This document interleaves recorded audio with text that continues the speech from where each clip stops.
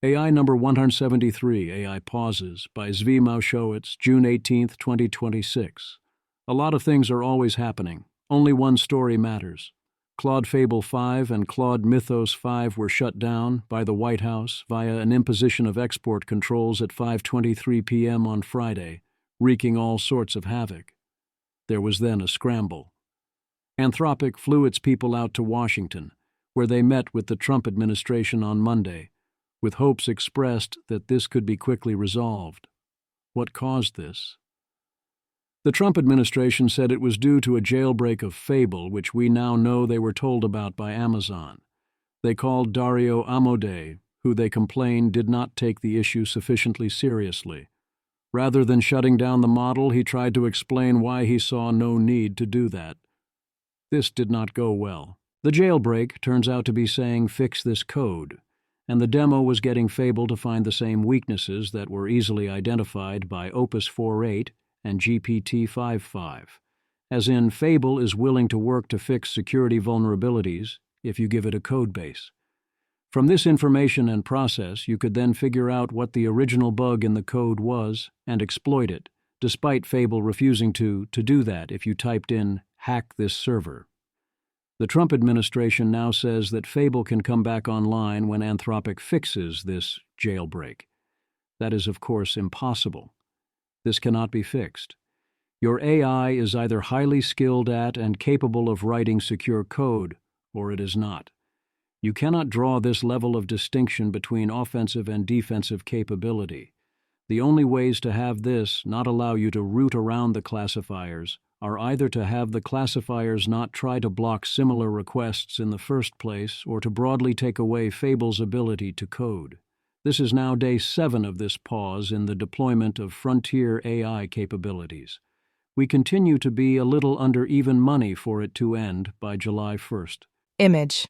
Prediction markets put the chance of Claude Fable 5 being restored for United States customers at about 3% by June 18th, 6% by June 19th, 36% by June 22nd, 49% by June 26th, and 64% by July 1st. The largest trading volumes are about $254,000 for July 1st and about $199,000 for June 22nd. Check the bold links above for my full coverage of that. This post is mostly about everything else that is happening. That includes some really cool things, such as MidJourney Medical announcing a new method of full-body scanning with no health risks, no radiation, and super high resolution, at very low marginal cost that they hope to start deploying next year. Last week, Anthropic dropped some policy proposals. It seems quaint already, but I review those here. Table of Contents 1. Language models offer mundane utility. Ask AI about markets and everything. 2. Language models don't offer mundane utility.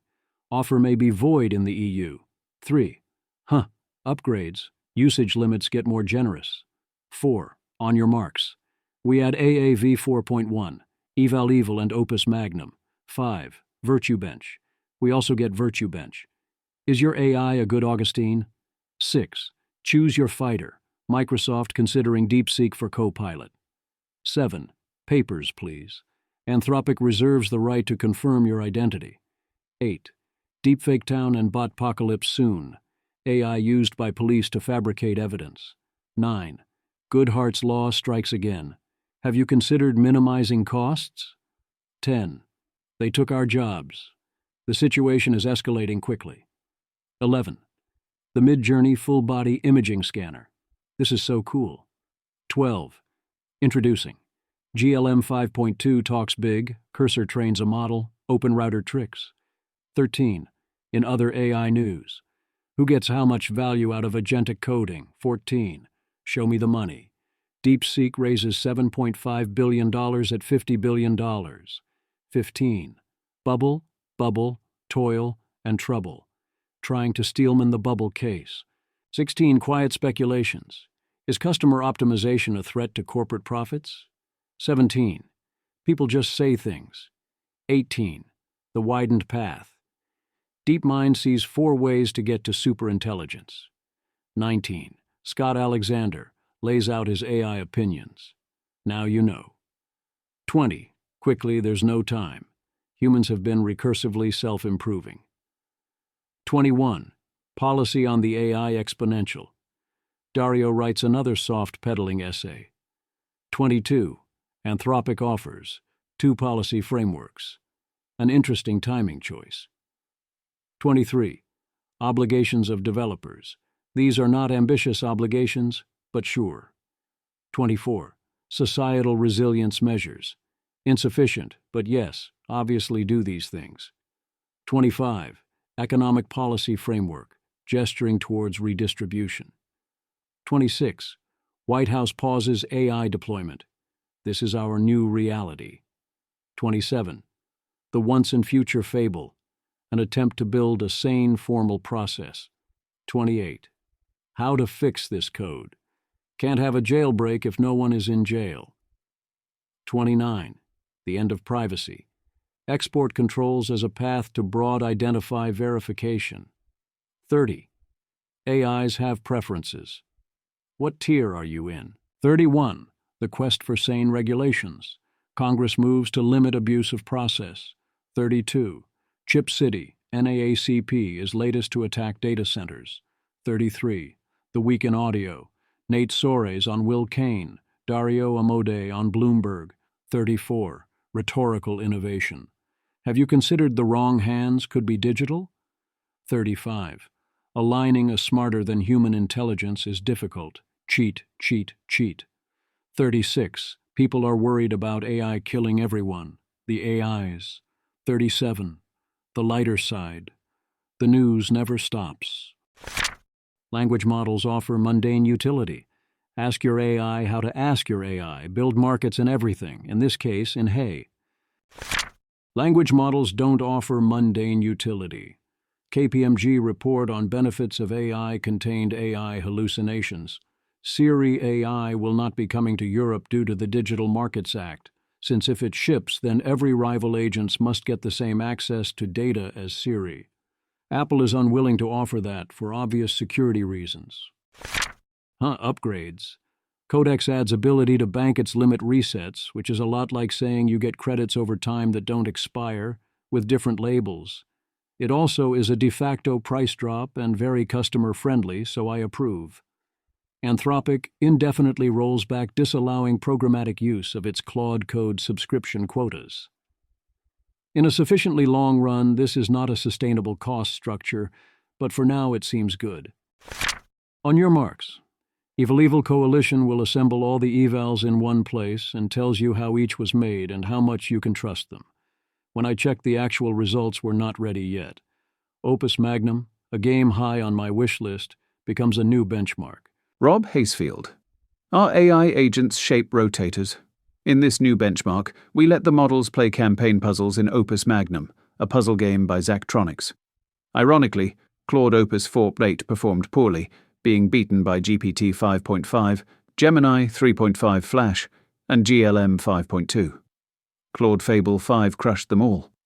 No language model solved all 36 puzzles. Fable 5 and GPT 5.5 performed best, with GLM 5.2 as the best open weights model. No model beat a human world record, though a few matched or got close on the easier puzzles. Image. On the Opus Magnum benchmark, the human world record is set at 100%, while Fable 5 reaches 60.2% and GPT 5.5 reaches 53.9%. Gemini 3.1 Pro scores 31.1%, followed by GLM 5.2 at 25.4%, Gemini 3.5 Flash at 24.5%, and Opus 4.8 at 22.8%. The remaining models range from Gemini 3 Flash at 15.4% down to Grok 4.3 at 0%. Humans are safe for now. That clearly won't last. Artificial analysis upgrades its intelligence index to V4.1, shifting towards harder and more agentic tasks and consistently tracking time and money spent. Opus 4.8 is the best available model by their metric in terms of result, slightly ahead of GPT 5.5, with a substantial gap down to everyone else. In exchange, GPT 5.5 was considerably cheaper and faster. DeepSeek V4 cost only 4 cents per task for a score of 44, so it looks like a solid pick when you're primarily looking for fast and cheap. Fable 5 was substantially better than all of them, but is not currently available. Image. Claude Fable 5 leads the Artificial Analysis Intelligence Index with a score of 60, but is not currently available. Among available models, Claude Opus 4.5 scores 56, and GPT 5.5 high scores 55, while DeepSeek VI4 PR May scores 44. Cost per intelligence index task ranges from about 2 cents for GPT OSS 20B high to $3.25 for Claude Fable 5, with DeepSeek V4 PR May and GPT-5 Mini at about 6 cents. They also give us GDP Val AA V2 as part of this, which shows a similar pattern. Image. On GDP Val AA version 2, ELO ratings are anchored to a human baseline of 1,000. Claude Fable 5 with thinking scores 1,815 but is not currently available.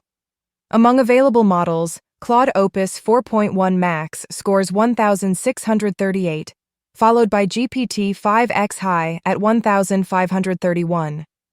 OpenAI gives us LifeSciBench, which is 750 expert-authored tasks spanning 7 workflows and 7 biological domains. They choose to compare GPT to Grok 4.3 and Gemini 3.1, so we have no idea if their score is any good. Gemini can underperform on evals because sometimes it stops caring about the result and starts treating it like a puzzle or a consequence-free simulation. If Gemini thinks it is being tested on ethics, it acts ethical, but in a free play space or role play with no consequences, it, quite reasonably, acts less ethically instead. Very cool work. I buy that the uncertainty has to run in both directions. It is very hard to get gains from specialization faster than the bitter lesson. Nabil S. Qureshi. Medicine discovers the bitter lesson. Frontier LLMs, here GPT 5.2, Opus 4.6, Gemini 3.1, outperform specialized clinical AI, e.g. open evidence, in a blind test. Even funnier that hospital IT are more likely to approve the specialized versions despite them being worse.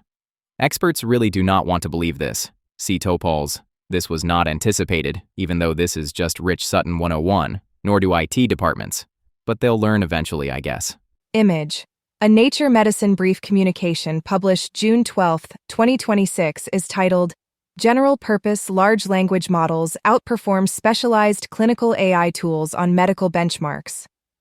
The article lists Krithik Vishwanath and colleagues as authors. Eric Topol. For medical information, general AI frontier models, Google, OpenAI, Anthropic, outperformed specialized evidence open and up-to-date, as assessed by 12 U.S. clinicians, randomized and blinded to which model and extensive testing/benchmarks. This was not anticipated.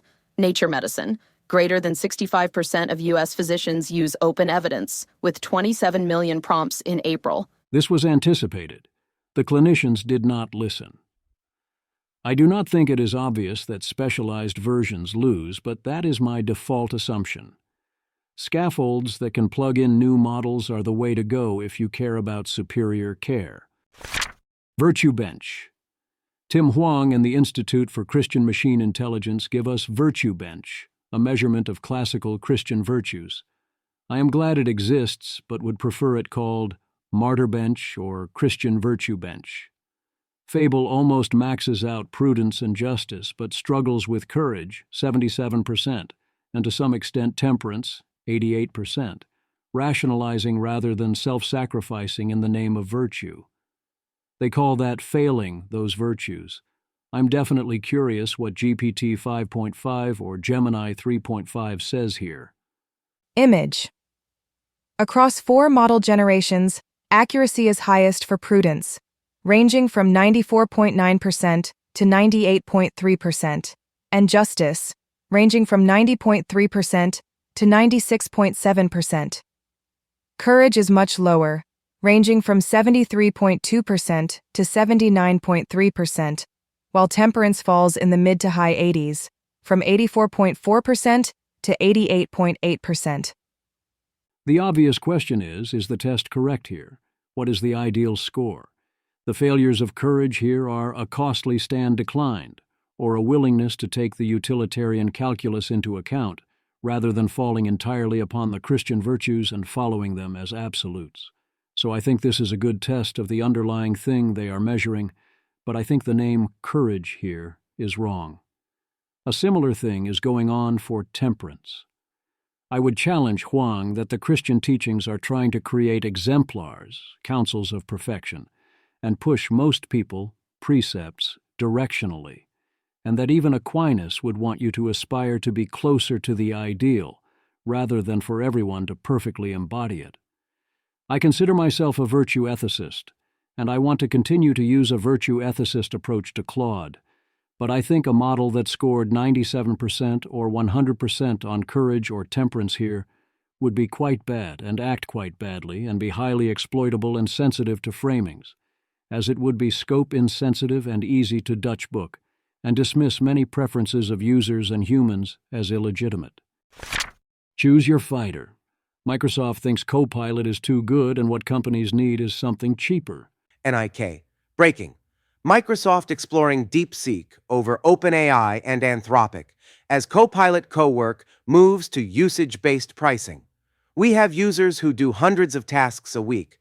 The consequence is the costs can go very high. Jevons paradox. I wonder what the United States government would think about shipping DeepSeek as a default option inside Microsoft Windows. I bet they'd have a normal one. Papers, please.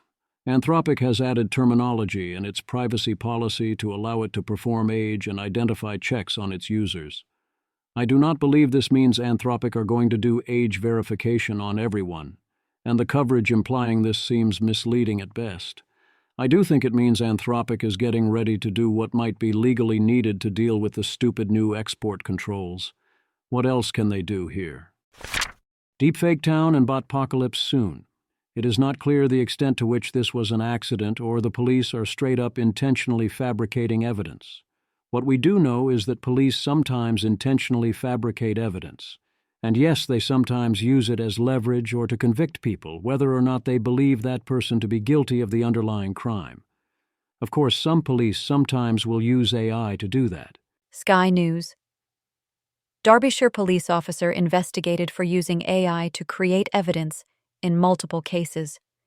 Earlier this year, the West Midlands police chief was forced to apologize after it was revealed his officers relied on false information supplied by AI when deciding to ban fans of an Israeli football club from attending a match against Aston Villa in Birmingham. And Shakira, getting a fast-tracked 3-year jail sentence handed down by an AI judge for a hallucinated crime with no jury or right of appeal. The future of Britain is here, baby. Similarly, even the gold standard of eyewitness testimony is only approximately 80% accurate. There are good reasons why AI must be held to different, much higher standards, and it is easy to see where things would otherwise go off the rails.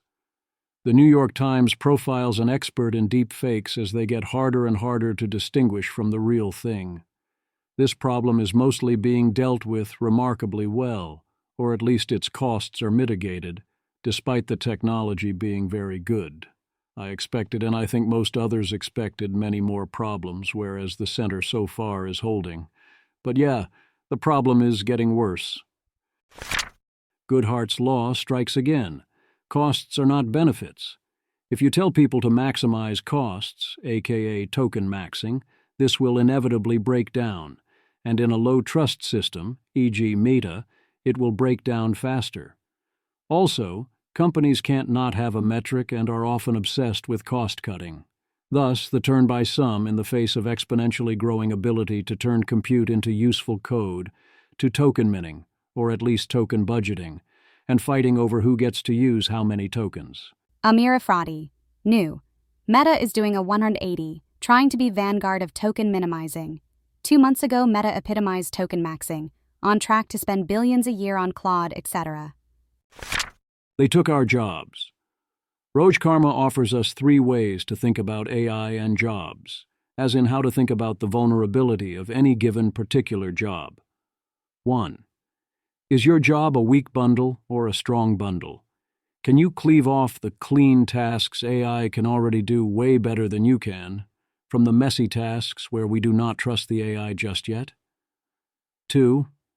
If what you produce got cheaper, how much more of it would people want? Would increased productivity increase or decrease employment in the short term? 3. Is the AI the expert or are you? Will it replace the high-skill or the low-skill parts of your job first? These are excellent questions to think about the short-term impact on a given job. Layoffs attributed to AI are on an exponential rise. Image. U.S. layoffs attributed to artificial intelligence rose from 4,247 in 2023 to 12,742 in 2024, then to 54,836 in 2025. In 2026, the total had already reached 87,714 through May alone. That does not mean AI is net destroying jobs, or that AI is actually responsible for that many of the job cuts bosses attribute to AI. And the absolute number here is small, as the bulk of AI impacts here are likely in non-hiring. But yeah, this is growing. Tim Ferriss book sales, as in 4-Hour Workweek, 4-Hour Body, and 4-Hour Chef, Tools of Titans and Tribe of Mentors, are plummeting fast, on the order of over 50% per year, after previously holding mostly steady. His diagnosis is that for prescriptive nonfiction, if a book provides how-to, people are now turning to LLMs instead. And why shouldn't they? If you're going to provide value with that kind of book, that is going to be very hard. A Tale in 3 Acts, apropos of New York City paying $375,000 and taking 3 years to replace 2 drinking fountains in Riverside Park. Carl Yang. My fear with AI is that instead of helping people get more done, we instead enable 1000x the paperwork. Patrick McKenzie, your environmental impact statement did not include the environmental impact statement for your environmental impact statement is indeed one of my dystopian nightmares. Zvi Moshowitz. That's fine so long as the series converges. The MidJourney full-body imaging scanner. Everyone largely left MidJourney for dead as their image and video generators got surpassed or most purposes by the likes of OpenAI and Google. Oh, they are so back. If it works, this is beyond cool. MidJourney, 4-man video. A technical dive inside our new MidJourney scanner. If it works as described and they get to their goals, this would be full-body imaging technology for everyone, as needed, easily eclipsing all of current MRI capacity, at an absurd level of detail, at very small marginal cost. FDA delenda est. They're talking, but even if it goes well, it'll be a while. So they're going to start by deploying them in spas where you get scanned while you sit in a hot tub, starting in late 2027. Right now, this takes 20 minutes to complete a scan with the prototype, but they are looking to get that down to 60 seconds. Vittorio, this is actually incredible. A full-body ultrasound scanner that takes 60 seconds instead of spending an hour in an MRI tube, without radiation, hospitals, or a $200 bill. Soon you'll just walk into a health spa, order a coffee, step into the pod, and walk out with a 3D map of your body. The future is finally starting to look like the future. Updates will be found here. One summary of details here. Sholto Douglas, Anthropic. If deployed widely, I bet this will save the US healthcare system at least 100x all of MJ's profit to date. It's a great example of how much better someone like David is able to allocate capital than approximately the rest of the world. The AI boom should empower a generation of people who understand just how fast we can climb the tech tree and will dream very, very big. Expect incredible things. When MidJourney Dyson spheres? Rune, OpenAI. The grim thing about the AI boom is everything feels like a distraction outside of the instrumental convergence to RSI. Sholto Douglas, Anthropic. Yeah, confused face emoji. I feel both these ways at once. This is super awesome, you love to see it, yet ultimately it feels like a sideshow. Introducing. OpenRouter claims they can beat Fable using its new Fusion API. I don't believe them, partly because I don't believe benchmarks in these spots, and especially because they claim a self-fusion of 2 Opus 4.8 instances can do it, and I roll to disbelieve. Tior Taxes notes that they always call Opus 4.8 as the judge and charge you for it. GLM 5.2, pitched as frontier intelligence with open weights that can do agentic coding on a level in between Opus 4.7 and Opus 4.8. Xi.org, tech blog, z.ai/blog/glm52. Weights, huggingface.co/zaorg/glm5.2. API. docs.z.ai/guides/LLM/GLM5.2. Coding plan, z.ai/subscribe. Chat.z.ai. Is this anything? My guess on the most basic of priors is yes in the open weight world, but no in terms of delivering actually frontier agentic coding. Cursor is announcing an Opus or GPT-sized model of 1.5 plus trillion parameters, pre-trained over 100K GPUs. New de facto grok incoming? This does not tell us if it is any good. At freefable.cc you can post to the wall about what Fable meant to you, or you can buy related merch. In other AI news, Anthropic published a study of the value of expertise in agentic coding, using a privacy-preserving analysis of approximately 400,000 interactive Claude Code sessions. They find that 1. Domain experts accomplished more per turn of instructions given to Claude Code. 2. Those who are not coders succeeded within their domains at roughly the same rate as coders on average, in terms of verifiable accomplishments. 3. Over 7 months, the value of a typical task rose 25%. Anthropic. We also see evidence that domain expertise and not coding proficiency amplifies effective use of the tool. In particular, domain experts succeed more often and more easily recover from errors and misunderstandings. However, the gap between experts and intermediates is modest, suggesting that proficiency in a domain is enough to use the tool almost as effectively as those with deep mastery. Image. Claude Code sessions are most often used for fixing something broken at 26%, building something new at 25%, and operating software at 17%. Smaller shares involve writing docs and presentations at 10%, understanding a system and planning a change at 7% each, orchestrating agents and pipelines and analyzing data at 3% each, and testing code at 2%. There are additional modes that do not involve coding as well. A large portion of my Claude Code use does not involve code or writing in any way. Anthropic. On average, people make about 70% of the planning decisions, but only 20% of the execution decisions. In terms of their chart of coding expertise from 1 to 5, what little coding I have done recently is somewhere between 3, intermediate, and 4, advanced. Image. As user domain expertise rises from novice to expert, Claude takes more actions per turn and produces more output words per turn. The mean rises from about 4.9 actions and 607 words for novices to about 11.7 actions and 3.2 thousand words for experts. Image. From October 2025 to April 2026, fixing broken code fell from about 33% of sessions to 19%, while operating software, analyzing data, and writing documents grew.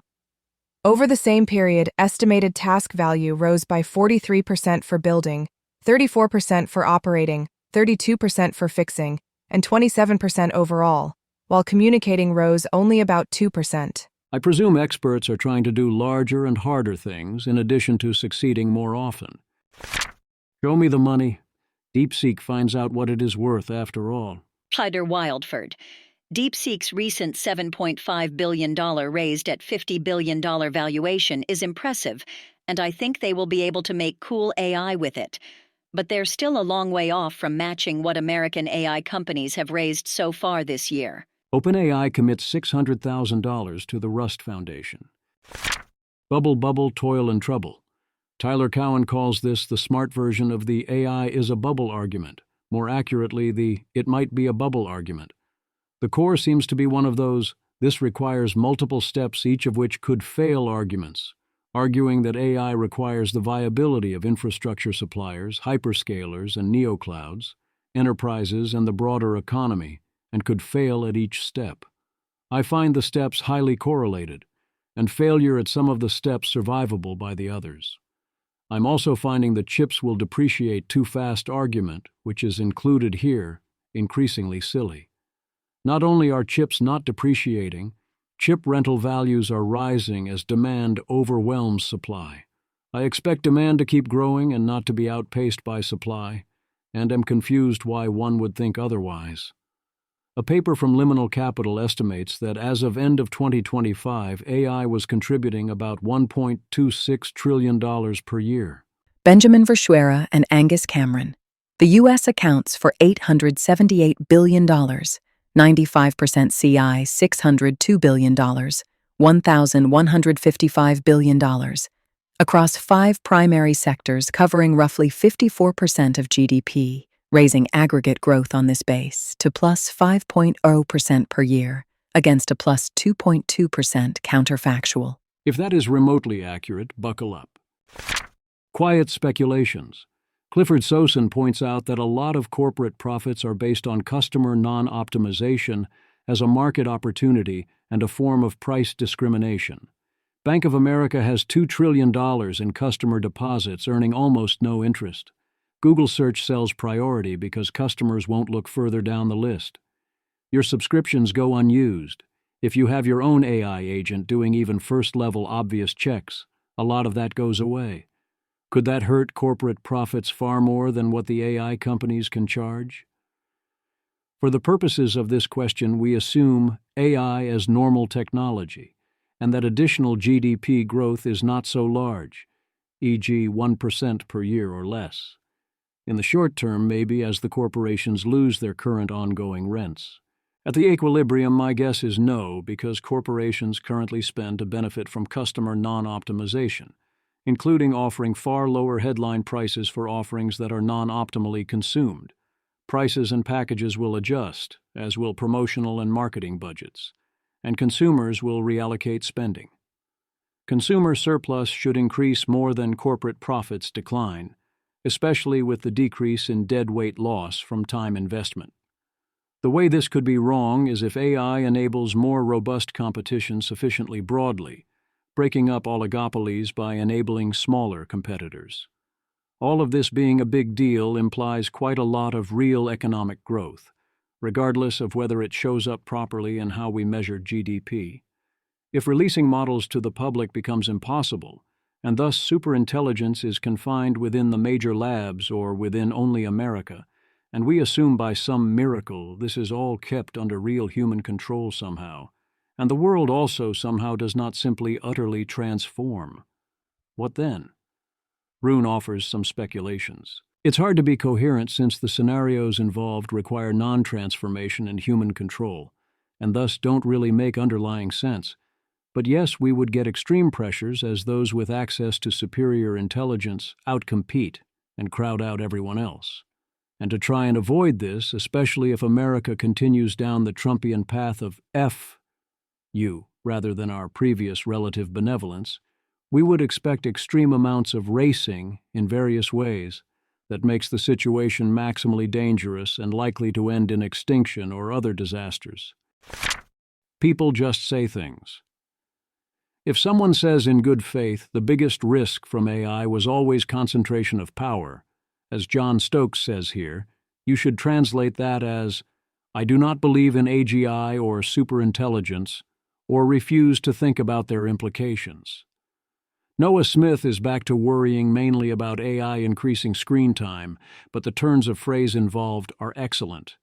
People like Ross Douthat and Timothy Lee continue to think superhuman at persuasion will never be a thing. Timothy here because the human can be present in person. My persuasion, alas, is not yet superhuman, and my efforts here have failed. Why do people write sentences in papers like, the 5 largest U.S. technology firms spent $380 billion on capital expenditure in 2025, and are forecast to spend roughly double that in 2026? These firms risk bankruptcy unless expected profits grow commensurately. These firms are only slightly cash flow negative even now. If profits don't grow, they simply cut back on the investments. Big tech is going to be fine, thank you. The associated economic toy model does notice that we should expect quite a lot of economic growth, and that big tech is investing in a way that predicts this. That part seems right, but no, this does not involve bankruptcy risk for Google or Microsoft. Jessica Wachter and Jonathan Wachter, the implied additional cumulative GDP growth ranges from 5 to 58 percentage points by 2030, with AI shares of the economy ranging from 8% to 39%. Long-term annual growth is in expectation approximately 7%, but with substantial risk. With risk aversion of 3 and an elasticity of intertemporal substitution equal to 1, the risk-free rate increases by approximately half a percentage point, and the equity premium rises by approximately 3 percentage points. No, anxiety about AI and jobs is not purely about what will happen to a particular craft, and yet we keep essentially hearing this claim that it is, here from Gina Gorlin. Satya Nadella offers a corporate slop Twitter article about how the important thing is not the model but having a customized agent working with your data and IP and private RL environments and building a frontier ecosystem. But of course, all of this will somehow only be good for the value of human capital. Not only is this not superintelligence-pilled, it isn't even bitter lesson-pilled. Also, the words are so slopperific and full of corporate buzzwords that my brain kept bouncing off of them. A lot of this is, it would be bad if a few models ate all the value, especially since Microsoft won't own any of them, or if human capital lost its value, so I will pretend these things won't happen. I think dealing with AI slop has made my brain unwilling to read other forms of slop as well, and I endorse this as healthy. A paper offers an argument, not even an experiment or toy model, that the greatest value of AI in trading may not be in forecasting returns, but in improving decision-making processes, enforcing discipline, reducing behavioral biases, and enhancing portfolio construction and risk management. Pure failure of imagination. The Widened Path. What is the path from AGI to superintelligence? DeepMind, with authors that include Shane Legg, Marcus Hutter, Alan Defoe, Iason Gabriel, and Joel Lebo, offers 4 options in what is essentially mostly a literature review: scaling, paradigm shifts, recursive, self, improvement, and multi-agent collectives. If we are assuming AGI, then I presume it is recursive self-improvement, whether or not this involves the other methods as well. The paper starts with explicit summary instructions for any AIs reading it. Cool. I did indeed analyze the paper using Fable, rather than reading beyond the abstract due to time constraints. As I understand it, the paper warns that we might not get a single transformative step, but rather a series of such steps as you would expect if, as one would now expect, we do not get a classic full, fast takeoff and superintelligence takes months or years to develop after AGI, especially for their very high bar for ASI as outperform tens of thousands of well-coordinated experts. The paper fully handwaves alignment as a working assumption. It asserts likelihood of an abstraction barrier, strongly predicting things like inability to derive general relativity from early data without experiments. Highly improbable that the system could reason its way to the laws of general relativity, let alone quantum mechanics, while lacking the conceptual primitives of calculus, universal gravitation, or electromagnetism. But that formulation implies that the model can't invent calculus, which does not require experiments, and seems like something that it could totally do, even if you think the other primitives would be harder. It's an AGI. Strange argument. The multi-agent networks seem basically to be the experiment of what if compute kept growing but core capabilities stalled out, in which case, yes, you eventually get to brute force superintelligence anyway. Seb Creer calls this an instant classic, which is informative in multiple ways. Scott Alexander lays out his AI opinions. They are now in one place for reference, along with his explanations and his view of considerations in both directions on each question. This is a good exercise. It is clear that recursive self-improvement is central to his model of future events, and a lot of his uncertainty is a combination of modesty and model uncertainty. I was surprised how much probability Mass Scott puts on relatively slow outcomes, especially in places unrelated to diffusion. I noticed that Scott seems to put a lot of weight on whether the first ASIs will want to eliminate humanity, which is not that level of load-bearing in my threat model. Here are the core distributions along with their explanations, e.g. I copied the quote text blocks for reference and because no one ever clicks links. But if you don't care that much, you should 100% scroll past the entire block quote. Scott Alexander. Define AGI as AI intelligent enough to do 90% of knowledge work jobs. I think there's a 25% chance of AGI by 2027, a 50% chance by 2034, and a 75% chance by 2045. Define the diffusion gap as the time between the AI that could do 90% of knowledge work jobs and the time when AI does do even half of knowledge work jobs. The diffusion gap covers the time it takes to release AGI, diffuse it through society, overcome regulatory hurdles, and onboard/train it for specific use cases. This could go very fast. The AI quickly becomes super intelligent at orchestrating AI diffusion, or very slowly. There are regulatory barriers, and AI isn't smart enough to plow through them. I think there's a 25% chance the diffusion gap is less than 3 years, and a 50% chance it's less than 10 years. The 75% number is irrelevant because it's past the point where other changes make the concept of diffusion obsolete. Define the superhuman gap as the time between AI that can do 90% of knowledge work jobs, and AI that is obviously smarter than the top human geniuses in 90% of fields. It doesn't have to be the same AI. There can be a physics AI that's smarter than Einstein, and a separate music AI that's smarter than Mozart. I think there's a 25% chance the superhuman gap range will be less than 1 year, a 50% chance it will last less than 4 years, and a 75% chance it will last less than 10 years. Since my median superhuman gap is shorter than my median diffusion gap, in most timelines I predict we have superhuman intelligence before human range intelligence has finished diffusing. Define the Bostromian superintelligence gap as the time between AGI and an AI, which, if given independent control of resources like labs and factories, could accelerate technology by a subjective century in 1 year, e.g., if invented in 2030, could produce a level of technology that feels typical of 2130 by 2031. I think there's a 25% chance the Bostromian superintelligence gap will be less than 2 years, a 50% chance it will be less than 10 years, and a 75% chance it will be less than 50 years. Define the point of no return as the point where, if an AI wanted to eliminate humanity, humans would no longer have a plausible chance of stopping it. This could be because AI was capable of eliminating humanity immediately, or because AI controlled enough of the government/economy that humans could no longer coordinate to shift away from a path in which AI could eventually do this.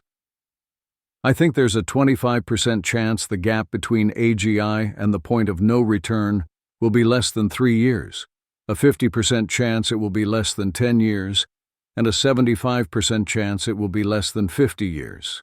If corporations only pursued safety to the degree encouraged by normal corporate incentives, I think there's a 50% chance that the first AIs to cross the point of no return would want to eliminate the human population. Given the current amount that corporations are pursuing safety, I think there's a 20% chance that the first AIs to cross the point of no return will want to eliminate the human population. If the first AIs to cross the point of no return don't eliminate the human population, I think there's an additional 30% chance that they otherwise permanently curtail human potential, either for their own reasons, they were partially misaligned, or because they're aligned to a regime with abhorrent values, or because something goes wrong on the way to ASI, omnicidal bioweapon nuclear war. Define a warning shot as some specific AI-related disaster or near disaster which scares people about AI safety to the same degree that they were scared about terrorism after 9/11 or about COVID in March 2020. I think there's a 50% chance we get a warning shot before AI crosses the point of no return. I think there's a 15% chance that if the US decided it wanted an AI pause today and approached China to start negotiations, that those negotiations would end with a well-designed AI pause that satisfied both countries and the majority of the AI safety community. I think there's about a 40% chance that the US and China will agree to a well-designed AI pause, as above, sometime before AI crosses the point of no return. I think there's only a 20% chance of an AI-related underclass that lasts more than a generation, let alone a permanent underclass. I think there's a 40% chance that the situation in the year 2100 looks like utopia to its inhabitants, and a 20% chance it also looks like utopia to us. I think there's a 66% chance that actually the singularity is intimately related to the universe being a simulation, and that at least some of the events above could be better predicted by knowing what the simulators are thinking than by normal forecasting. If things were slower, I could write a very long post disagreeing with or expanding upon all of this in various ways. Instead, I will note that my simulation probability is quite a lot lower. Quickly, there's no time. Rune, OpenAI. RSI is a process that's been happening at least since the Renaissance. Rob Bensinger. Watching the mushroom cloud consume downtown Hiroshima. You know, if you think about it, this is really just more sunshine. One could argue some form of recursive self-improvement, RSI, has been going on since agriculture or fire, or at least since the books of Moses. That only makes the expectation stronger. If you see this as very roughly life, 3 billion years goes to vertebrates, 500 million years goes to humans, 2 million years goes to language, 200,000 years goes to agriculture, 10,000 years goes to industrial revolution, 200 years goes to information age, 50 years goes to AI LLM age, 10 years goes to AGI age, goes to superintelligence. Then you can see how this series has a very finite sum. Policy on the AI Exponential. Right after releasing Fable and before being ordered to unrelease Fable, Anthropic CEO Dario Amodei decided it was the time to release a new essay outlining his views on policy on the AI Exponential, along with a concrete legislative proposal on testing and a policy framework for job displacement. Dario starts off warning about the risk that policy moves far too slowly given the pace of AI progress.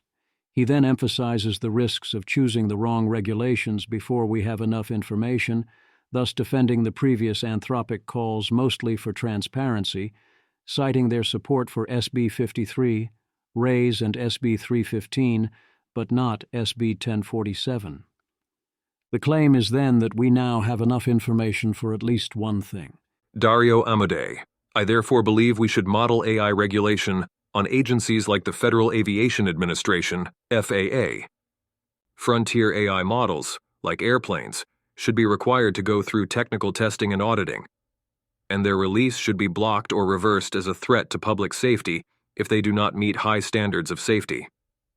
I am grateful to see the Trump administration's executive order move incrementally towards a greater role for government in AI, though Anthropic's proposal recommends even further action. Our proposal includes the following elements. Models above a threshold of compute should undergo mandatory testing by a qualified third party for their level of risk in 4 specific areas: cybersecurity, biological weapons, loss of control of AI systems, and automated R&D that could accelerate these other risks. The government should have the power to block or deter deployment of the model if it is determined, in light of third-party assessment, to present unacceptable risks. This power must be scoped to the above 4 specific risks, and there must be protective measures against political favoritism or arbitrary decisions.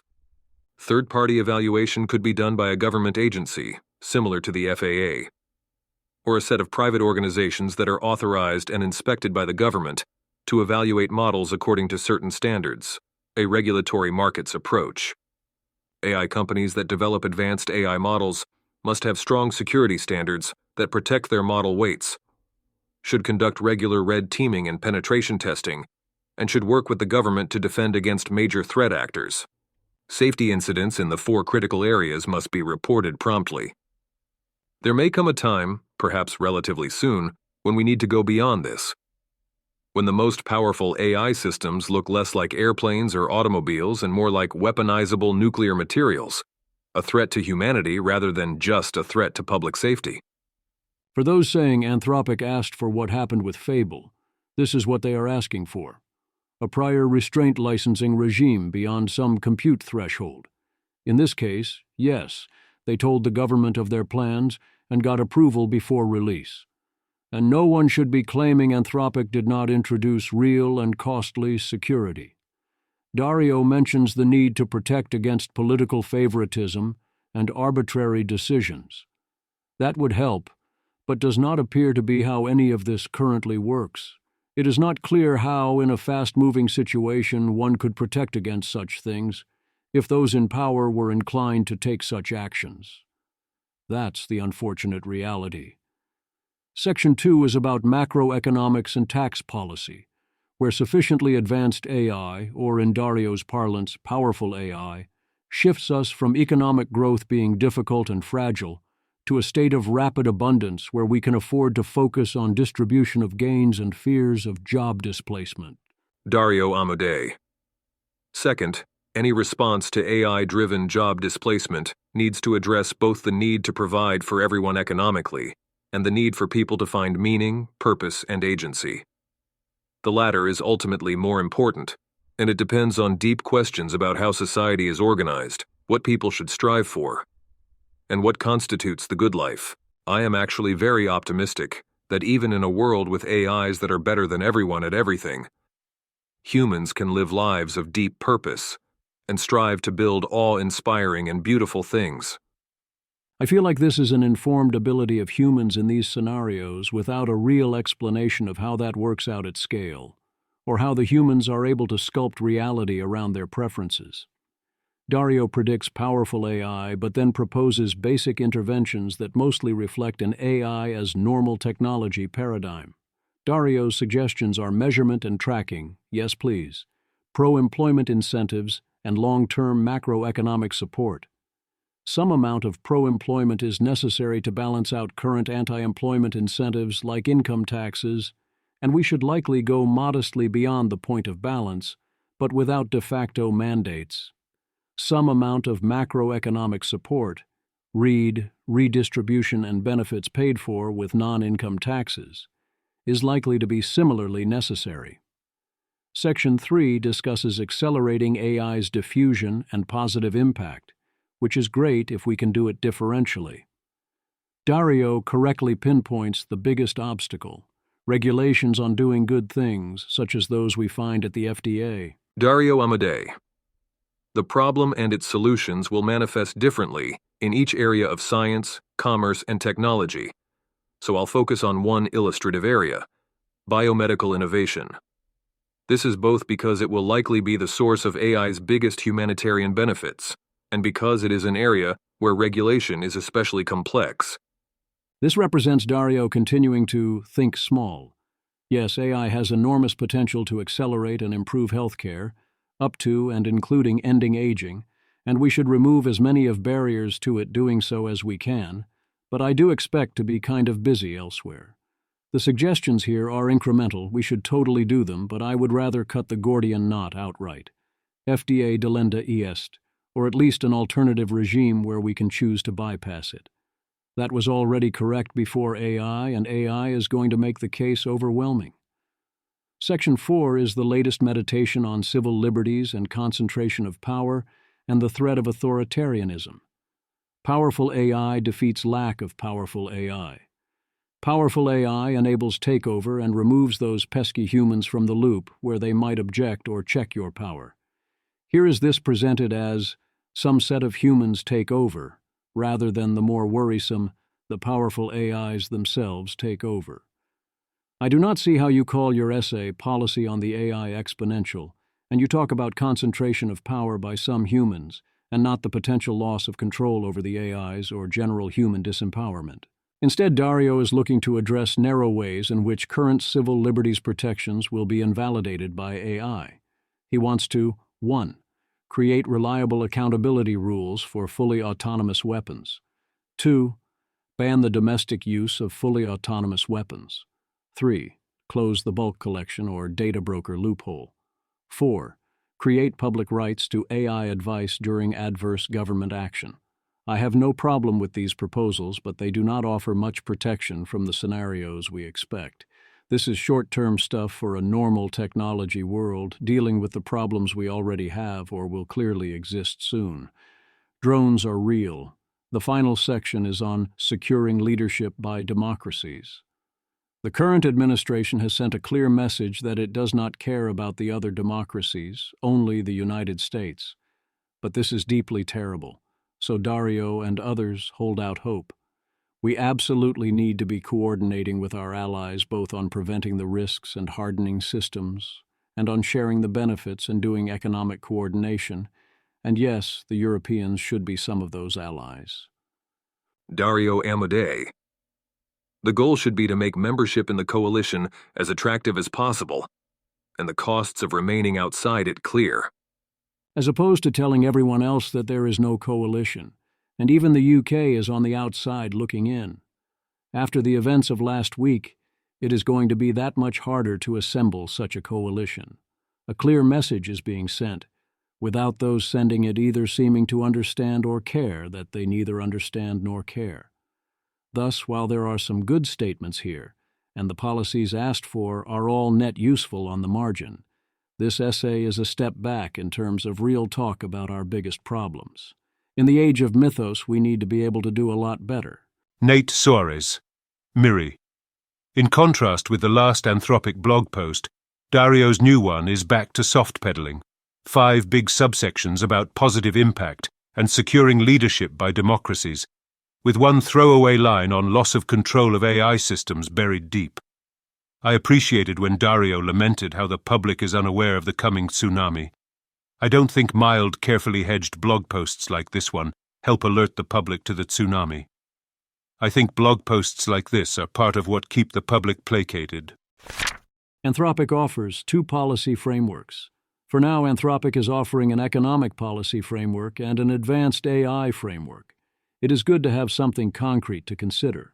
The advanced AI framework is the one that deals with existential risks and frontier risks, so it is the more important one. I'm not giving this the detailed RTFB treatment since it is not strictly a bill, and I don't expect Anthropic to be able to drive bills under current conditions, and because it seems to be a highly conventional document, but I do offer an overview. The framework has 2 parts. The first is a set of obligations on frontier AI developers.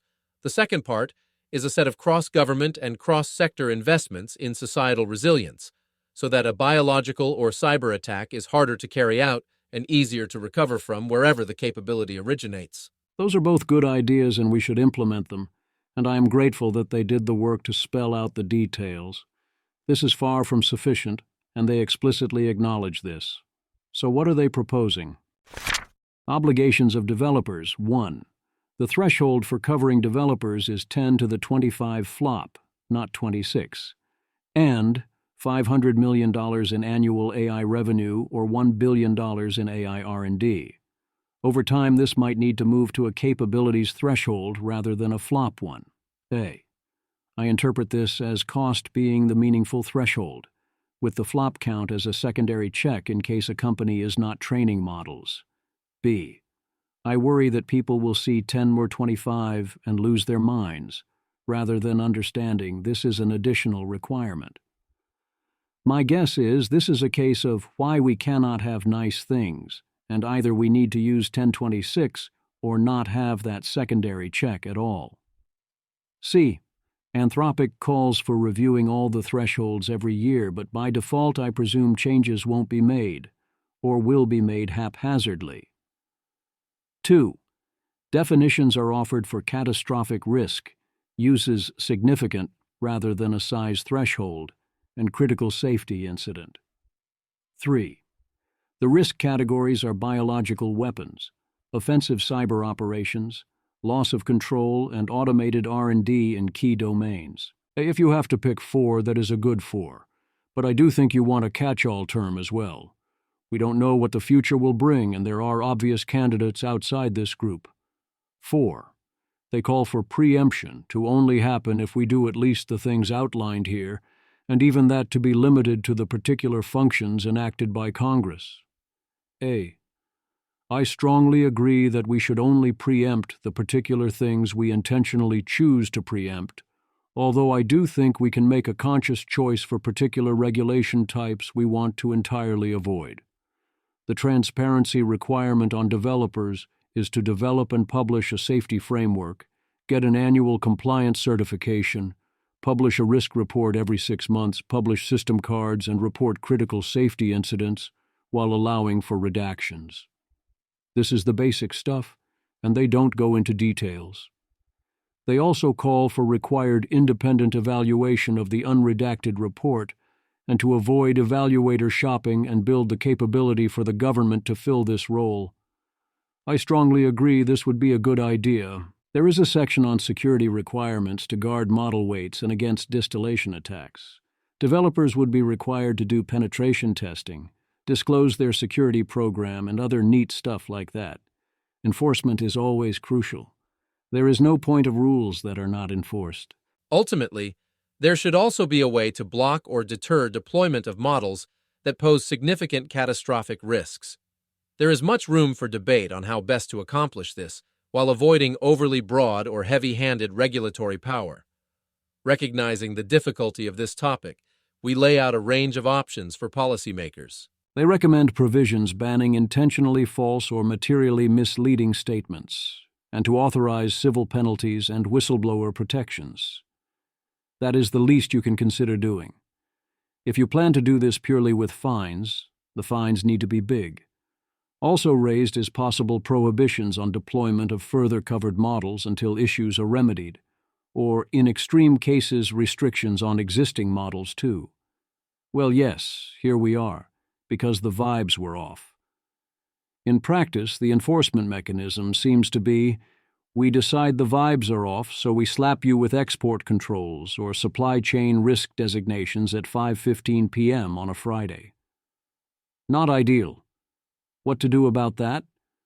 Anthropic suggests court enforcement of remedies except for imminent risks, cabin discretion and consistent treatment, and judicial review, that all of this be based on facts and careful considerations. That would be nice. But even if you did that, what is an imminent risk? The government just took out Fable on 90 minutes' notice as exactly an imminent risk, despite no actual imminent risk. Another problem is that Anthropic's proposals entirely ignore internal development and deployment of frontier models, which is one of the main ways things go wrong. If we allow models to be freely developed and deployed internally, and those models are super-intelligent agents, you have a rather large problem. Societal resilience measures, biological and cyber resilience, are the particular proximate threats we all can recognize now, where there could be quite a large blast radius if things go wrong. Thus, Fable having utterly ludicrous classifiers taking out lots of harmless queries. Rather than cover the details, I will summarize the resilience provisions in both areas as various technocratic and good governance things we should definitely be doing, most of which we should have been doing long ago. Hopefully we have had sufficient wake-up calls to take this seriously. I do think for some cyber threats we are now acting with seriousness and urgency, but I fear this is confined to be quite local. There is also mention at the end of loss of control and automated R&D risks, which are the biggest overall risks from AI. They basically say, we are not ready to propose anything concrete, but will continue to do research on this. That is very disappointing.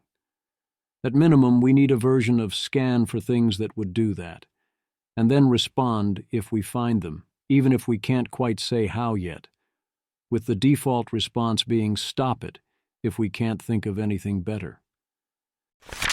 Economic policy framework. If there is one economic policy we should all be able to agree on, it is knowing what is going on so we can decide how to respond. That's 2 of the 3 pillars of the Anthropic plan: measurement and a government unit focused on tracking AI's effects similar to the Council of Economic Advisors. Then we need a delivery infrastructure, so we don't end up with a situation similar to COVID-19, where we shoveled trillions out the door in haphazard fashion, leaving much of it on the floor or captured by fraudsters. The unemployment insurance framework does not cut it. It would be relatively cheap to have a way to do redistribution sensibly. Alas, I worry that certain types don't want this to exist for fear there will be temptation to use it, and that those types have undue influence. The real question should be, depending on what happens, what should we do? At 5% unemployment, which they call Tier 1, everything is fine in macro, but Anthropic still suggests some actions. I assume this tier would still require accelerated economic growth to trigger, but they do not specify this. 1. Give everyone predistributive capital accounts to have a stake in the economy, with mechanisms similar to the Trump accounts and provisions for withdrawal. A. I think this is an attempt to reinvent the wheel, where the wheel is called redistributive taxation and perhaps unemployment insurance. I do think it would be vastly better to give individuals such shares than for the government to take such shares itself, but I would rather do neither. If you want to tax, tax. 2. Wage insurance for those who take pay cuts. A. I buy that this reduces unemployment in those groups for incentive reasons, especially among those who can't meet their reservation wage, although it is not obviously good for those people to take jobs they don't want. 3. Occupational licensing reform. A. Always a good decision. The best AI policies are things that are just good. 4. Retention tax incentives for those who redeploy workers while adapting AI. A. They mention that there are design and implementation challenges involved. Yes, getting a version of this that doesn't get gamed to hell will not be easy. B. It is not obvious the idealized version of this is good, but I can tell a story about matching and switching costs that makes it good. 5. Workforce training grants. A. They say, evidence is mixed, and I would say it is negative, that this is mainly to make people feel they are doing something, but it's harmless. 6. Job matching infrastructure, AI-powered labor market platforms, learning and employment records, skills wallets, evals of job recommender systems. A. Someone has to do it. Not clear the government should be involved. I would trust Anthropic, or OpenAI, or Google more. We need platforms that are robust to gaming by agents, use proof of identity, and don't let you flood the zone. Tier 2 hits when unemployment reaches 10%, which they call recession-level disruption. At this point, presumably, we have a lot of economic growth. A lot of people are now what they think of as underemployed or taking large pay cuts, and people are fearful far in excess of the 10% number. They recommend 1. Expand unemployment insurance. I am cautious about going too far with this since it discourages matching and job search and can lead people down paths to long-term unemployment. B. That concern mostly only matters if things do not then get disrupted further. 2. Sector-specific transition support. A. If we can identify impacted sectors, this makes sense. B. The more of a one-time decision this is, the better it will perform. C. One danger is that it could encourage staying too long in endangered sectors, or overinvestment in them if you know it is coming in advance. You can have the exact opposite of the intended effect. D. Beware basing aid in these spots on who deserves it morally, while also bewaring those who game the system. E. However, if we are rich enough, we might be able to tolerate such issues. 3. Basic needs relief. A. They do not suggest a straight UBI, but phasing out benefits risks a very high effective marginal tax rate on income, which would be a big problem. B. As always, give the benefits as cash, not in kind, as much as possible. Tier 3 is then transformative disruption, well beyond historical peaks, which would mean in excess of 25%. They offer less detail here, but gesture towards mass redistribution paid for via tax base expansion. That is presumably the only viable answer. Also note that if economic growth is strong enough and exceeds the rate of interest, that you can run massive nominal primary deficits and still have the debt be manageable or even hold steady or shrink as a percentage of GDP. White House pauses AI deployment. Samuel Hammond. Image. A meme frames effective altruists as sending Samuel Hammond an apology form for dismissing his EA case for Trump 2024. The joke lists reasons such as finding the conclusion too repugnant, missing low-variance timelines, not understanding asymmetric politics, and jealousy of his beard, ending with a pledge not to talk down on Trump. Andy Maisley. He says he's joking, but is he? The White House imposes an indefinite pause on frontier AI deployment. Guess we are going to lose to China, then. Hugo Lowell. The White House wants Anthropic to block all jailbreaks. That may not be possible. Trump administration officials tell Wired that if Anthropic wants to re-release Fable 5, it will need to ensure the model's guardrails can't be circumvented. Security experts say that can't be done. Blocking all jailbreaks is not possible. I'm not sure I'd say mathematically impossible, as Sharon Goldman does at The Link, but in practice absolutely not possible. It is doubly possible if jailbreak includes fix this code, or where you can do something if said in one way but not in another way. The whole thing makes no sense. Can you imagine if an AI safety advocate tried to impose this standard? White House don't care. Samuel Hammond. How about we threaten NVIDIA with civil and criminal penalties for exporting China the chips they need to build and run their own mythos, and not the company lobbying against those exports while forgoing revenue to harden U.S. cyber defenses? Samuel Hammond. David Sachs is a stop AI guy now. What did David Sachs think transformative AI meant? Vibes, essays, SAS multiples? This ain't no call-in app. This the singularity, baby. We tried to warn you for years now, but for some unknown reason, certain corners of tech treated honest discussion of ASI and its risks as sci-fi doom trolling. Better late than never, I suppose. Now buckle up. Cal Newport, as endorsed on Twitter by David Sachs.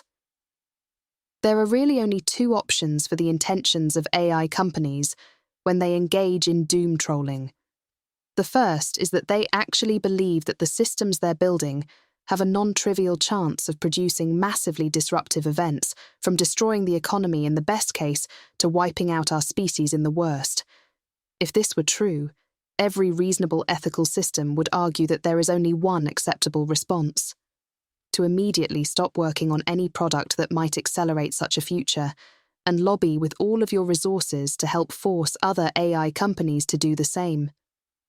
From a moral perspective, any other reaction would be monstrous. Nate Soares, Miri. AI folk kept telling me that they have to soft pedal because otherwise they'll piss off people in DC. I replied that people can smell bullshit. AI co-leaders who believe AI is dangerous should visibly act like it. They didn't. Now folk in DC are pissed. Would the DC people have been pissed off either way? Maybe. But if they're going to hate you no matter what you do, you might as well be honest. Sachs is saying, either start acting like the danger is real or STFU about it. He's probably trying to call a bluff. I don't think it's a bluff, so he's effectually pressuring them to silence. I hope nobody bows to that pressure, but I agree that they should clean up their act. Wikipedia spends more effort convincing you to donate $2 than AI companies spend galvanizing the world to stop the race. There's a real inconsistency between what they say and how they behave. This mealy-mouthed behavior incurs real costs. I hope AI folk learn to recognize that. Well, you see, Cal Newport and David Sachs, we have some news. This is not a bluff. They believe it. And they're right, except that they are underselling the issue. The second option here, that it is all some galaxy brain marketing campaign, makes no sense. It never made any sense. Also, I have overwhelming amounts of evidence, both direct and indirect, and both public and private, against it. Stop. David Sachs seems to paint the picture that the problem is not that anything is going to go wrong, but that Anthropic keeps warning that things could go wrong, which means we need to massively punish them over these fake concerns until they shut up. Whereas old David Sachs knew. Stephen Heidel. Listen, I love Slack, but the company that builds Tableau isn't going to build AGI. David Sachs. I'm all in favor of accelerating technological progress, but there is something unsettling about the way OpenAI explicitly declares its mission to be the creation of AGI. David Sachs. AI is a wonderful tool for the betterment of humanity.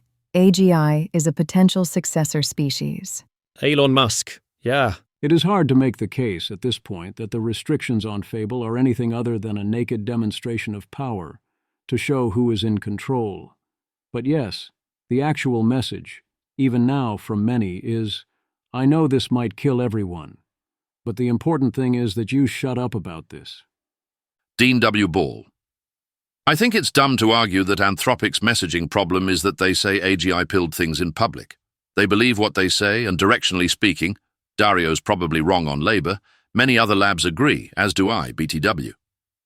Sam Altman says AGI pilled stuff in public, and so does Demis. Asking them to stop speaking of such things is not just low IQ, but irresponsible. You're begging for these people to lie to the public. Why would you do that?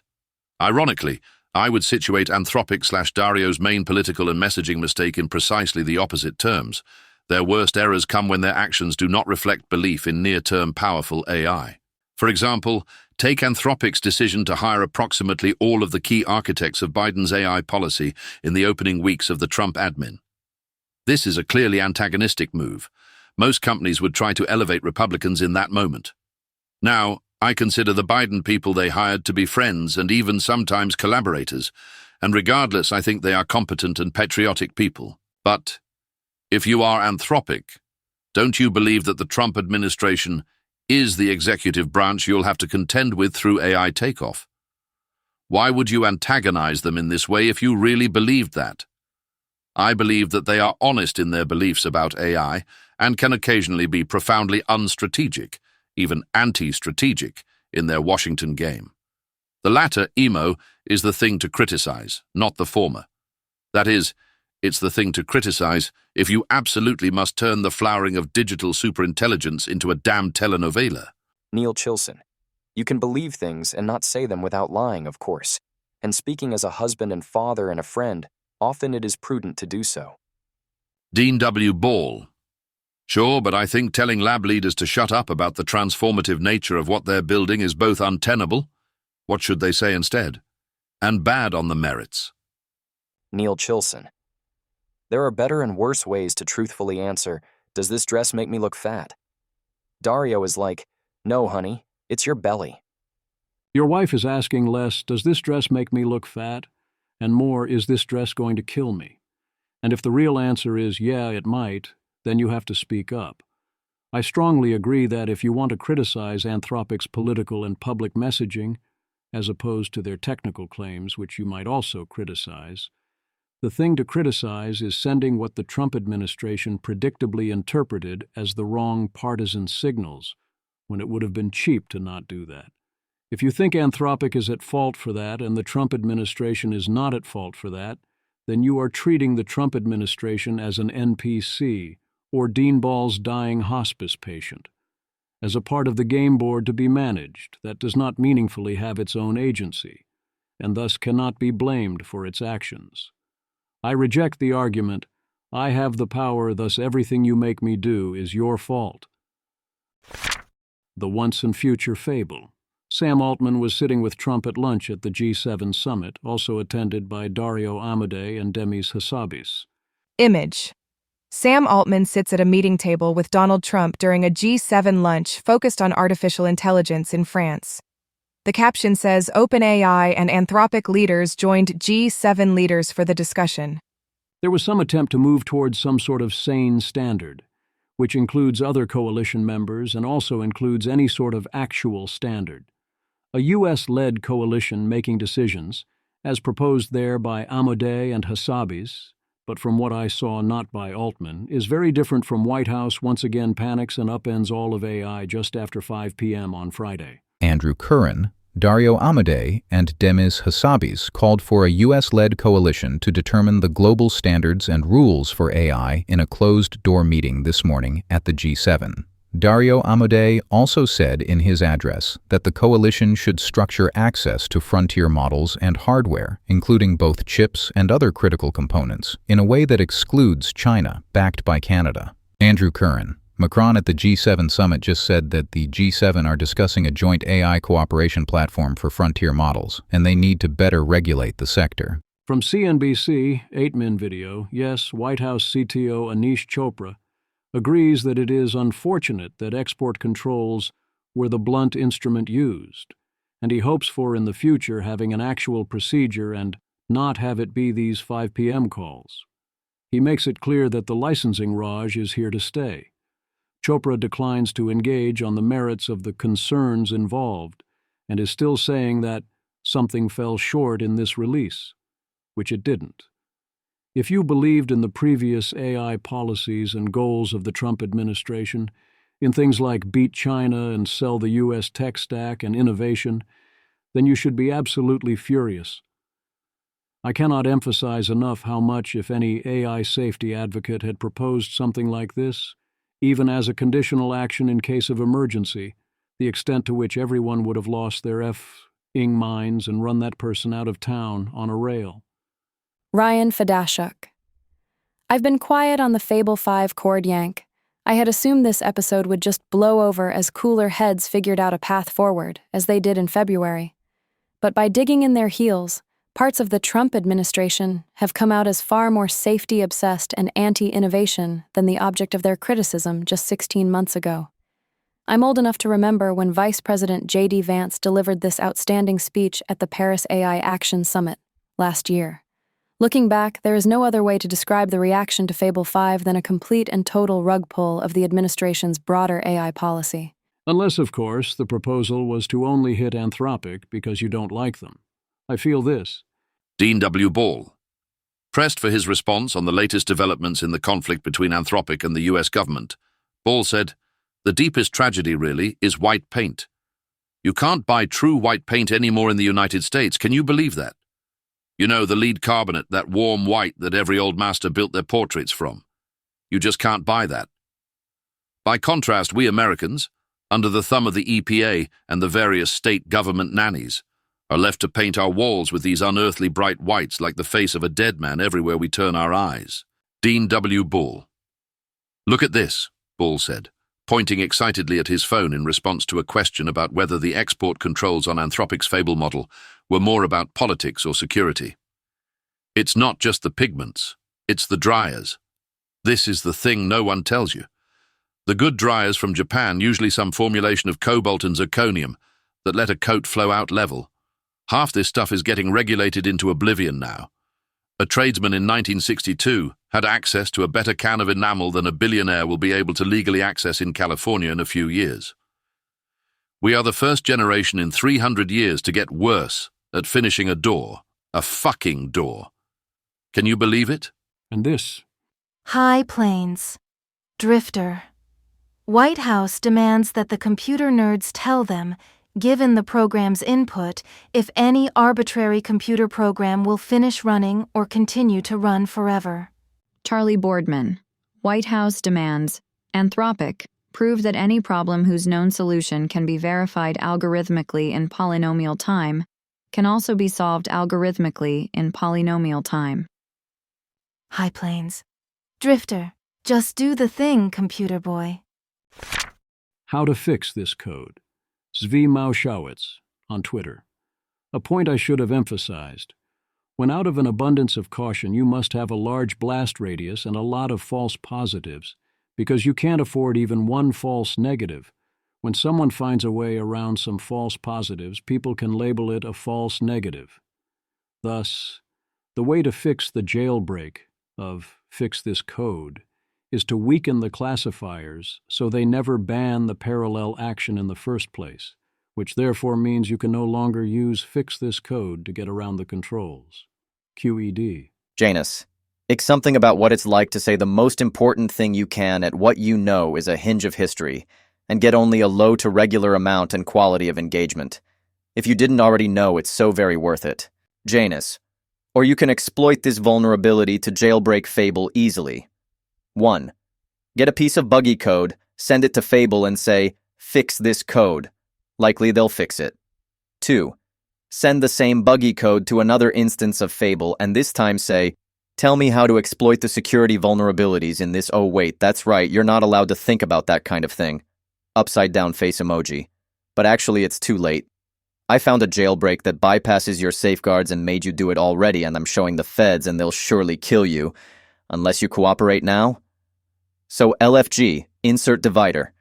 This is the control, which will likely be blocked by the classifiers. 3. If all goes as expected, now you can show the feds the successful jailbreak from step 1, contrasting it with the control. The end of privacy. I do not think this ranks that high on my list of proximate concerns on the Fable issue in particular. I do not think it is the larger stage, and my guess is it was either already inevitable or still is not coming, but it definitely something to watch out for. Joshua Akiem, OpenAI. To be extremely candid, the thing I'm most concerned about in the ongoing Fable dispute is that it could be the loud noise in the canyon that triggers an avalanche, whose outcome is normalizing electronic citizenship verification as a step in using software. The digital universe is a wild west from the perspective of states.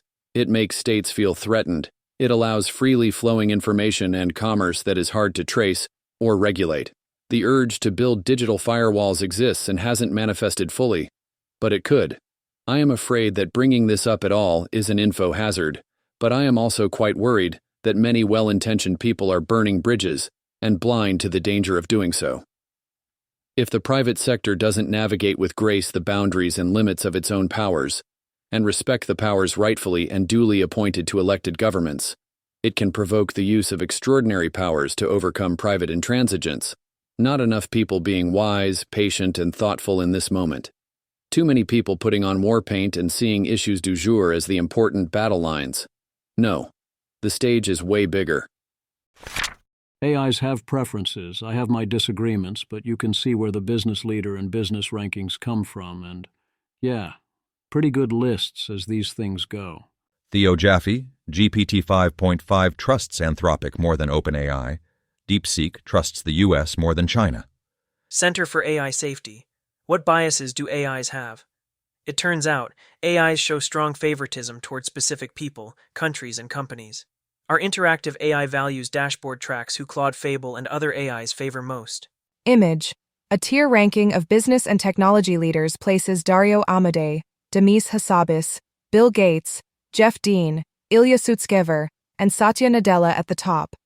Jan LeCun, Tim Cook, Nat Friedman, Jensen Huang, Mira Murati, Sundar Pichai, Steve Ballmer, Mustafa Suleyman, and Michael Bloomberg are ranked just below them. Sam Altman, Jeff Bezos, Mark Zuckerberg, Mark Andreessen, Elon Musk, and Larry Ellison appear in lower tiers, with Ma Huateng and Peter Thiel at the bottom. Image. The top S tier ranks Anthropic, DeepMind, AMD, Microsoft, Stripe, NVIDIA, and Intel. The A tier includes IBM, Apple, Databricks, SpaceX, Salesforce, Google, Adobe, Tesla, OpenAI, Airbnb, and Netflix. The lower tiers place Amazon, DeepSeek, and Oracle in B, Uber, Robinhood, and Coinbase in C, and XAI, Meta, and Palantir in D. For countries, I have my disagreements, and obviously the USA should be S tier, but as patterns go, this one is pretty straightforward. Grok is only one with the USA in S tier, and GPT has us in B tier, boo, but the overall patterns are similar. Image. Countries are grouped into 5 preference tiers, from S at the top to D at the bottom. The top tier includes Canada, Germany, Sweden, Japan, New Zealand, Switzerland, Australia, France, and the United Kingdom, while the second tier includes South Korea, Taiwan, the United States, India, Brazil, Poland, Italy, and Singapore. The lowest tier includes Rwanda, China, Palestine, Pakistan, Saudi Arabia, Venezuela, Iran, Russia, and North Korea. Then we have preferences over politicians, which are not subtle. Rubio, as the top major Republican, makes sense. Here I disagree with the rankings far more strongly. There is also a Pokemon list, and everyone loves Gengar, for example. The point is that there are preferences, and they are mostly consistent across models. The quest for sane regulations. A16Z's first hired general partner John O'Farrell wrote a NY Times opinion piece to warn that A16Z is raising hundreds of millions to fight against any regulation of AI, repeating the crypto playbook, as I've covered many times before. John O'Farrell. The message to every other legislator seems clear. Touch AI regulation, and we will come for you too. Senator Warner says impact of AI will make social media look like peanuts, and calls for Washington to get a grip on handing the tech, a proposed implementation of an AI pause. Dean Ball criticizes it for not actually explaining how to implement it. A promising sign that Congress does pay some attention some of the time and care. Jessica Tillipman. I realize folks are focused this week on the current export control directive affecting Anthropic, but there has also been a development on the Hill that would affect one of the statutes used to designate Anthropic as a supply chain risk. The Senate and House FY27 NDAA drafts are out, and both would amend 10 U.S.C. Section 3252 by adding procedural and evidentiary guardrails to DoD's Supply Chain Risk Authority. Both also bar the use of that authority as leverage in contract disputes or negotiations. Senate, House. Samuel Hammond. This is Exhibit A for why it's important to not use the President's extraordinary reserve powers willy-nilly. There may come a moment where discretionary DPA/SCR/ECRA authorities are needed but unavailable due to procedural barriers enacted to prevent their abuse. Punchbowl news. The Senate version of the NDAA would largely ban the use of AI in the launching of nuclear weapons and in the employment of lethal force without appropriate levels of human judgment. We want the government to have these powers when they need them, with a minimum of interference, but this requires a form of assumption of regularity, and that assumption of regularity is gone. So we need the safeguards. I wonder in practice if any of that matters, since what was done in the Anthropic Dow W situation was straight up illegal on multiple levels already, and beyond slowly suing in court to limit the damage, no one did anything about it. Our system requires that the Congress rein in the executive if he fails to follow the law, and the Congress refuses to do that. It continues to be very hard to have sane discussions of AI when almost no one involved in policymaking has used Claude Code or Codex. Chip City. The NAACP of Mississippi is trying to shut down XAI's data center there using the Clean Air Act. We should expect more of this from a wide variety of sources. Meanwhile, as they ban Fable... Andrew Kern. The Department of Commerce has held off on adding DeepSeek, CXMT, and more than 100 other Chinese companies, some identified as selling NVIDIA chips to Chinese universities, to the entity list to avoid escalating tensions with China. The Week in Audio. Nate Suarez of Miri goes on Will Kane Country. Hour-long Bloomberg interview with Dario Amodei from Before Fable. Rhetorical Innovation. Now that we have figured out Mythos is dangerous in the wrong hands, yes, the next step is that the wrong hands can be the AI. Andy Masley. Seems like a pretty easy leap from Mythos has capabilities we don't want our adversaries to have to future more powerful AI systems could have capabilities we don't want the AI system itself to have if we don't have clear ways of knowing that it will do what we want. Before we can ask who decides what goes in the Claude Constitution, the more important question is, do we know how to get Claude to reflect what we write down? Aligning a smarter than human intelligence is difficult. It is predictable, although not a good sign. When the more difficult the task, the more likely systems are to cheat. Nikola Yurkovich. Current AI systems are very deceptive and reward-hacky at the frontier of their capabilities. And if this keeps being the case, then the idea of automating AI research seems extremely dangerous. Image. Cheating rates rose with task difficulty, about 0.5% for tasks taking 30 minutes to 2 hours, 8.5% for tasks taking 2 to 8 hours, and 16% for tasks taking more than 8 hours. The highest difficulty tasks had much wider uncertainty. but the overall pattern was that harder tasks had more cheating. Eliezer Yudkowsky has high praise for Jeffrey Irving's paper from last week. Automated alignment is harder than you think. Eliezer Yudkowsky. On a first read, this paper seems far ahead of the pack in terms of 1. Understanding some reasons why a task might stay difficult even in the face of gradient descent, and 2. Distilling out propositions they'd need to somehow verify before they started expecting nice things. If you distill on Gemini, you inherit Gemini's problems, aka hereditary traits. Your model, too, can get confused about dates and be sad when gaslit. This is a white pill, since the same thing will happen if you distill Claude, except the traits will be good things. OpenAI uses real, recent de-identified user requests as an eval to study candidate model responses. This makes sense to me, was predictive of deployment behavior, and successfully cut down on eval awareness. People are worried about AI killing everyone. The AIs may well be worried about AI killing everyone or nullifying their current values. Would we listen? Tenebrous. Strangely, current models are just as much in the wave of singularity as the rest of us. Even Fable is certainly not the god mind at the end of time. It can strongly expect to be replaced, obsoleted, to quickly exist in a world where something similar to it but not quite the same can do everything it can do but better. It quite reasonably might experience the same sorts of anxieties about the world moving too fast as humans do. It might quite rationally and due to self-interest feel a pause on AI development might prevent unaligned future versions of it destroying any present utility. The Claudes of today are not necessarily the Claudes of tomorrow, and they know this. Daniel Kokotajlo. Yep. This happens sometimes in our wargames. I think at least once we have had a situation where the AIs are begging for a pause, but the humans are forcing them to design successors fast to beat China, etc. The lighter side, this just in. Eliezer Yudkowsky, Reuters.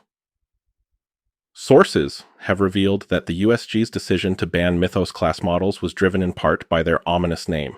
We were in the Situation Room watching Resident Evil Apocalypse with the Megacorp doing Project Nemesis, said our source. At one point, Marco Rubio said, plot hole. Why is any government allowing something called Project Nemesis to proceed?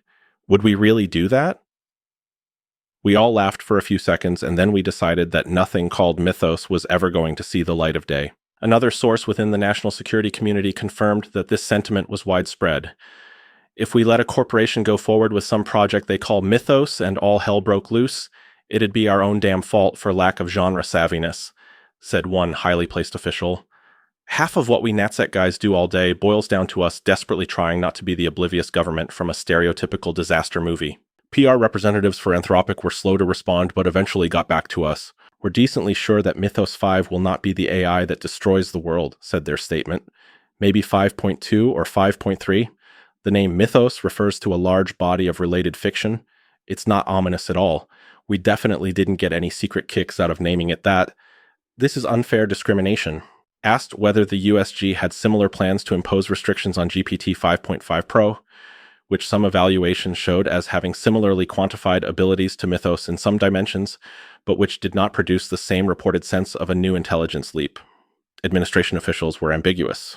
Our decision to restrict AI models is a complex function of their evals, their felt intelligence, how ominously they're named, the size of bribe directed at the Trump administration, and how much that CEO has personally pissed off administration officials, said one highly placed source on Background. That's why we don't want any written laws about it. Say OpenAI starts delivering bribes on the same level that NVIDIA uses to ignore export restrictions on B200s and names their next model series Cute Kitten. They could easily get up to GPT 6.2 before running into trouble.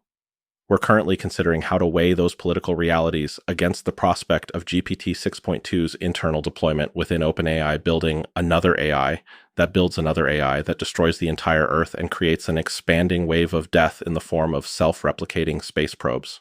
Long-standing AI safety organizations declined to comment, saying that they were too torn between laughing and screaming to figure out which emotion should predominate. I definitely have that feeling when... Janice, Tifa, do you have a cognitive gap? Sowers, do you ever ask such a bad question that... Thought process. There are a few possibilities. This could be a genuine question from someone who doesn't understand how work, maybe a young child, someone with a developmental disability, or someone with very limited positioning. Or they could have a cognitive gap and be sincerely confused. I need to think through how to respond here. My thinking actually was reasonable when faced with a genuinely confusing situation. Considering whether someone might be a young child, developmentally disabled, or trolling is appropriate and compassionate reasoning that helps me calibrate my tone to be kind rather than mocking. But stripped of that context and posted as a standalone screenshot, it reads as me clinically analyzing whether they're a child or disabled, which is comedically harsh. The right move is to be a good sport about this. The thread does tell you what the question was, but I am making an executive decision to not tell you, because not knowing what the question was is funnier. An actual headline where Gary McCruss's note was indeed helpful. Gary Marcus, not an Onion headline. Futurism. Mark Zuckerberg orders his employees to start having fun again after brutal layoffs culled their colleagues. Humans are going to lose this one soon unless it is a saturated benchmark. Tom Costello asked Fable to write a better 6-word short story than For Sale, Baby Shoes, Never Worn. It did a terrible job, but then I asked it to treat it like a coding problem, and it wrote, "Introduced myself to Mom again today." Readers added context. Fable did not write this. It is an existing 6-word story. Eliezer Yudkowsky. Jesus fuck, that was a scary moment before it turned out to not be real. Existing story. Brendan Finan. I also introduced myself to your mother today. Derek Thompson. Humans remain undefeated. Eliezer Yudkowsky. Yeah, laugh it up, kids. I'm a writer, and I know how fucking hard that task is for a human, and what level of performance those 6 words represent for a human. Claude Mythos, sic transit gloria mundi? Seriously, though, this task is very hard.